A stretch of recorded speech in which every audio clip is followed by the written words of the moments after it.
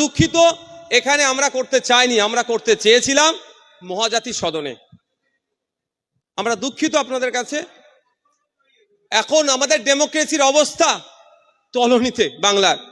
अभी बंगाल में आप एक प्रोटेस्ट भी करना चाहोगे तो आपको कोर्ट में जाना होगा, कोर्ट से ऑर्डर लेके आपको प्रोटेस्ट करना होगा। ये प्रोग्राम हम यहाँ नहीं करना चाहते थे। और यहाँ वॉकअप के प्रोटेस्ट भी आप नहीं कर सकते हो, आपको दिल्ली जाना है, यहाँ पे नहीं करते। ये शायद इंडिया के बाहर है, ममता दीदी का राज है। हम लोग यहाँ करने नहीं चाहते थे। हम लोग महाजाति सदन में हम लोग करना चाहते थे। ওখানে আমাদেরকে পারমিশন দেওয়া হয়নি, আমরা বাধ্য এখানে করলাম। ওখানে প্রায় 1000-এর উপরে মানুষ ধরার ছিল, সেই চেষ্টা আমরা করেছিলাম, কিন্তু আমাদেরকে দায়নি। কি করব, আমাদের এখানে করতে হচ্ছে, আমরা দুঃখিত। ये तो शुरुआत अभी शुरू हुई है।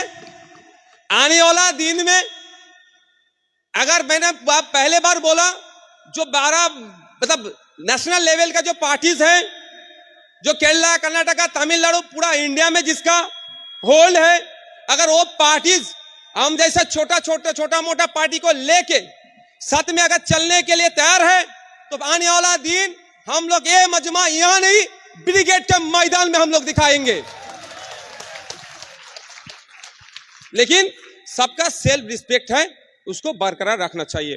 जो আমি যেটা বলছিলাম, কি বলছিলাম সব ভুলে গেলাম তো। হ্যাঁ,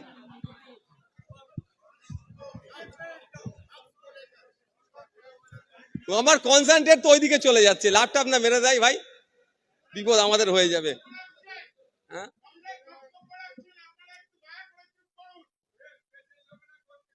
আচ্ছা আচ্ছা আচ্ছা আচ্ছা,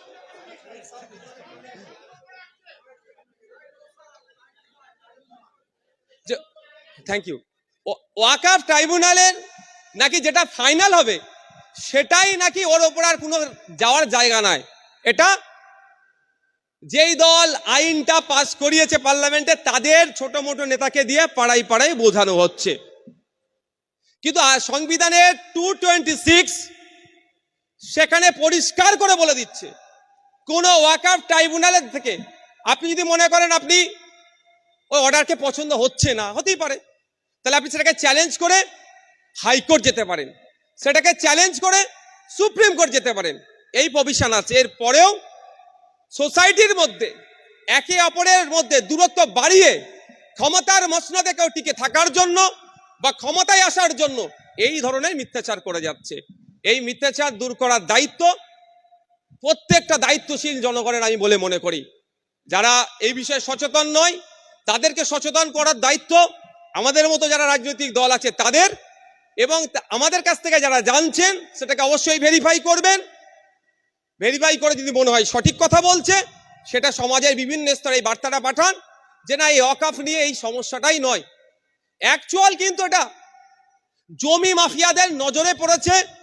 কলকাতার প্রাইম প্রপার্টি, জমি মাফিয়াদের নজরে পড়েছে দিল্লি শহরের প্রাইম প্রপার্টি, মহারাষ্ট্রের মুম্বাই শহরের প্রাইম প্রপার্টি, প্রত্যেকটা শহরের প্রাইম প্রপার্টিগুলো জমি মাফিয়াদের নজরে পড়েছে। আর যে প্রাইম ওয়াকফ প্রপার্টির মধ্যে waqf by user 50% waqf by user আছে, ওটাকে নেবে প্রথম সরকার। কাগজ তুমি অফ করেছে, কাগজটা নাই, মৌখিক দান হয়েছে। এবার এই মৌখিক দানটা সংবিধানের মধ্যে থেকে হয়েছে, সরি আইনের মধ্যে থেকে না আইনের বাইরে থেকে, এটাও চ্যালেঞ্জ। আমি দায়িত্ব নিয়ে বলছি, আমাদের পূর্বপুরুষেরা এবং আপনার পূর্বপুরুষেরা, এই তন্ময় বাবু, আপনার পূর্বপুরুষরা মুসলমানদের জন্য ওয়াফ করে গেছে, সেই আমি ডেটা দেখাতে পারবো। এটা আমাদের ভারতবর্ষের ঐতিহ্য, কালচার। আমার পূর্বপুরুষেরা আপনার পূর্বপুরুষদের থাকার জন্য অনেক ক্ষেত্রে জায়গা দিয়েছে, মন্দিরের জন্য জায়গা দিয়েছে, শ্মশানের জন্য জায়গা দিয়েছে। আপনার পূর্বপুরুষেরা আমাদের কবরস্থানের জায়গা কম হয়েছে, সংকুলন হচ্ছে না, এরা ওইটা দিয়েছে। এইভাবে আমাদের ভাইচারা ঠিক একইভাবে মৌখিক অফ কনেক্ট করে গিয়েছে।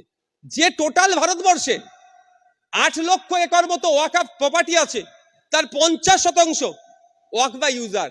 এটাকে সরাসরি এসে নতুন যে আইন এনেছে অ্যামেন্ডমেন্টে উচ্ছেদ, মানে এটাকে বন্ধ করে দিয়েছে, অমিট করেছে।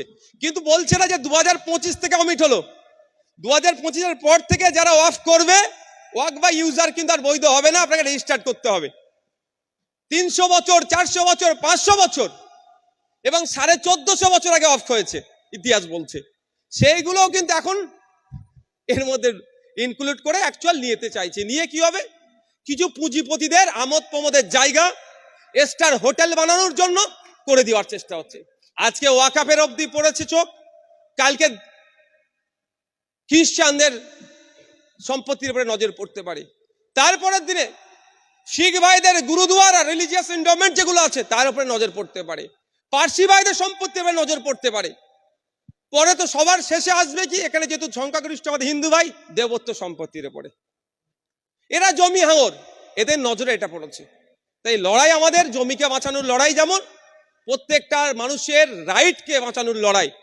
তাই আমি অনুরোধ এটাই, এই ওয়াকফ সংশোধনী আইন নিয়ে একটা মিসগাইড হচ্ছে, হিন্দু মুসলমানের লড়াই অনেকে বলার চেষ্টা করছে, এটা হিন্দু মুসলমানের লড়াই নয়। তার জ্বলন্ত উদাহরণ হচ্ছে পার্লামেন্টে যে সমস্ত বিরোধী দলের এমপিরা বক্তব্য রেখেছেন তার 90 থেকে 95% কিন্তু মুসলিম সম্প্রদায়ের নয়।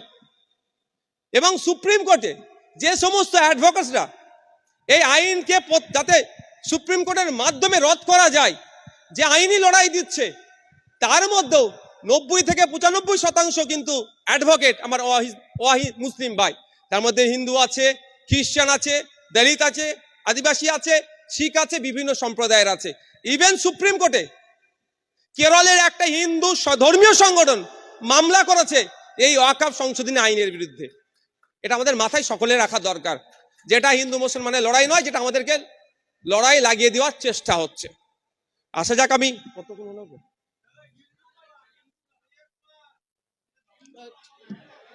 আপনি মিডিয়ার মানুষ তাহলে? হ্যাঁ, আচ্ছা আচ্ছা, উত্তর দিয়ে দেবো। আমি বাইরে বেরোচ্ছি, ঠিক আছে, আমার বক্তব্য শেষে আপনি দেবেন। তার না, ওহ দাদা, উনাকে উনার বলতে দিন।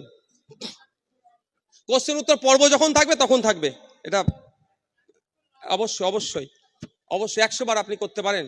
এটা তো ডেমোক্রেসি, এটা তো ডেমোক্রেসি। এখানে মোদি রাজও চলছে না আর মমতা রাজও চলছে না, এটা ডেমোক্রেসি। আপনি বলতে পারেন, কিন্তু সবার একটা শালীনতা আছে, সময় আছে, স্থান আছে, কাল আছে, পাত্র আছে। আপনারা দেখতে পেলেন না, সম্মানীয় স্বপন বাবু চেয়ারে আমি বসেছিলাম, স্বপন বাবুর বক্তব্য শেষে আমি দেখলাম ফ্রন্ট চেয়ার নাই। এটা স্থান কাল পাত্র হিসাবে আমি এখানের মধ্যে বিধায়ক, আমি চেয়ারে বসে থাকবো, স্বপন বাবু দাঁড়িয়ে বসে থাকবে, এটা স্থান কাল পাত্র হয় না। আমি উঠে দিলাম, আমার জায়গাটা দিলাম, এটা হওয়া দরকার, বুঝতে পারেন?